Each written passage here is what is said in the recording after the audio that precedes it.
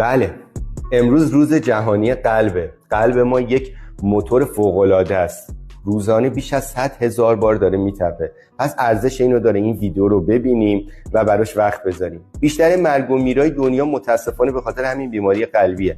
اما این خبر خوبه اینه که میتونی با چند تا تغییر ساده بخواید این خطر رو کم بکنیم. ترک سیگار داشته باشیم، سیگار و وابسته‌اش، کل دخانیات. تغذیه سالم داشته باشیم، میوه، سبزی، غلات کامل از فست فودها بپرهیزیم.